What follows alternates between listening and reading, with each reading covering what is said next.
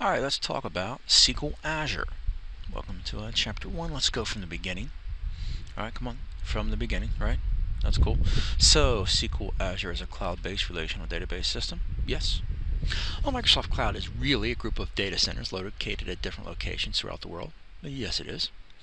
Azure is a watered-down version of SQL Server, so to speak. Yes. By watered down, I simply mean that certain items have been removed that we don't need. We don't, as DBAs, specifically, this whole course is targeting DBAs.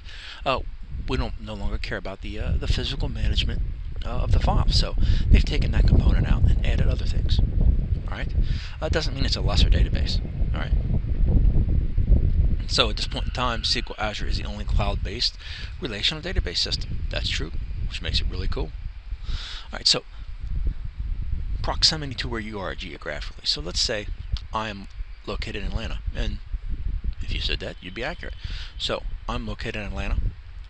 So the closest data center would probably be, I don't know, near to my physical geographic location, right?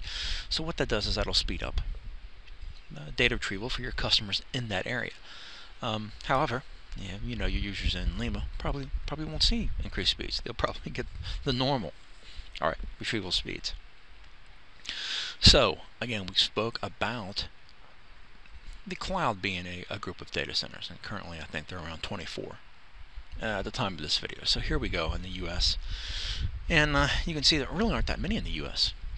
If I would say the closest one to be, shit, I don't know, Chicago, Miami maybe. None of those others seem to be too close. Well, it doesn't matter. So this page is just to get the concept that these are data centers in the cloud, and this is where the Windows Azure and SQL Azure hosted resources are. So SQL Azure is a managed service. All right, that's why it's a managed service, because they manage a lot of the aspects of Azure for you.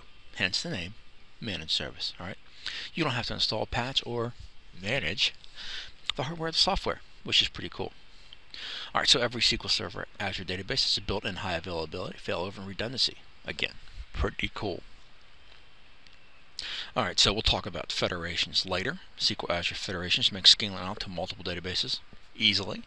And we'll talk about that later, like I said. The size. Well, we do have some size limitations. You can't throw a terabyte on a cloud. Not sure why you'd want to. The database size is 150 gigs. Alright, that's the max size. Now it says SQL Azure does not require any new skill sets because they're very similar, right? T-code works the same in your local installation as well as it does in the cloud.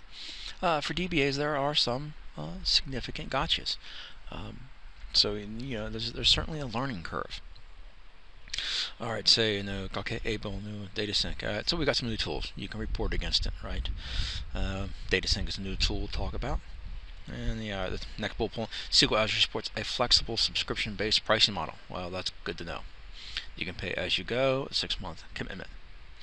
That certainly sounds like a Microsoft bullet point, because it is. Alright, before you can use, now this is important, the last bullet point is pretty important. Before we can use Azure, SQL Azure, you've got to create a Windows account, alright, which allows you to access Azure, including SQL. So it's really a Windows Azure account, alright. So here's what, when we begin to sign up and we go to our place where our portal is going to be in the location of the home page, we sign up for a 3-month free trial, and this is what we get. All right. And we just talked about using Azure and that we need to sign up, so we can pretty much skip the rest of this. Windows Azure, and then we can get to SQL Azure. All right, so that's cool. So how do we do? Set up an account is straightforward. You need a phone and a credit card. You enter a phone message and hit the text send message, and you can see you actually really need to hit it after you put your number in. And they'll send immediately send a text to your phone. You put the code in, and you hit verify code, and you are off. All right. Once we've signed up, we can browse to the Windows Azure platform, and this is what it looks like. This is our home portal. All right, and we've got a lot of good stuff going on, and you can see that I have highlighted the database down there in the left hand corner, and that is SQL Azure. All right, Again, this is our home page for managing our cloud-based system. On the bottom left, choose the database button to move to SQL Azure. And like I said, yes, this is where we are jumping off page, so to speak. So when we create a new SQL Server Azure, it's a very straightforward process. Right? We're prompted to select a region. We've got to move here. We create a server based on what subscription. And now, if you look to the right-hand side there, you'll see some things that that we can't use. You can't use SA. You can't use root, guest, anything that presents a very easily hackable user account. So use something else. All right. So you're taken to the firewall rule section. You've got to add your current IP address. I'll show you more about that later. Here it is. Create a new database. Yes. Alright, so there's our server down the left hand. Once we created a new SQL Server Azure, we can create a new database, right? We choose our subscription, we choose our server, which is, you mean you're only going to want it first, so it'll be pretty easy. Yeah, someone said, is your right here is your server a cloud symbol? No, I've just X'd that out so you can't see it. Alright, so we create a new database. We're going to create a Mike database. And we'll move forward, and here it is. Now you go like, where's Mike? Well, I didn't create it. I chose AdventureWorks. So we now have our new SQL Azure database server up and running. All right, that's it. All right, so within on the left-hand side here, we've got, this is our once we select down here database, we've got our portal, we got our 3-month trial subscription. Right here is, I've clouded out again the name of our my server. Right, the South Central tells us where I am. All right, administrator, login, I'm logged in. Firewalls, I have 2 of them.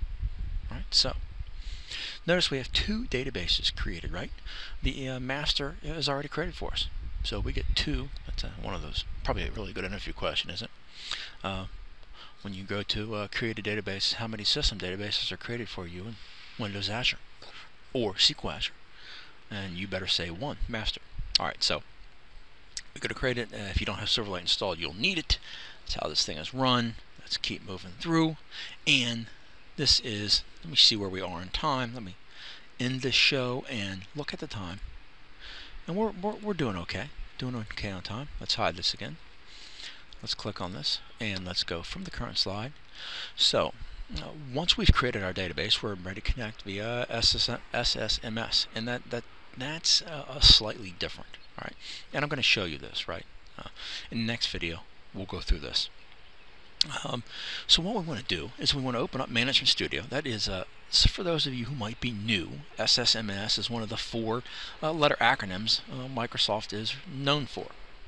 All right, so we hit the cancel for the local connection, and then we come up and we hit New Query. Okay, New Query, and then we connect here. You can see the name of our server, right? .database.windows.net. So, server, our login, right? So why is it SQL Server authentication? Well, because SQL Azure does not allow Windows authentication. So we've got our authentication set up, and we're off and running. We enter our name found on the portal page, and we hit connect. And immediately we get an error message, which is typical. Now I want to stop here because we're going to move into the next video where we really talk about correcting this and connecting to Management Studio and its quirks. All right, so let's just end this right here for our brief intro to Azure. And we'll go here and we'll hit stop.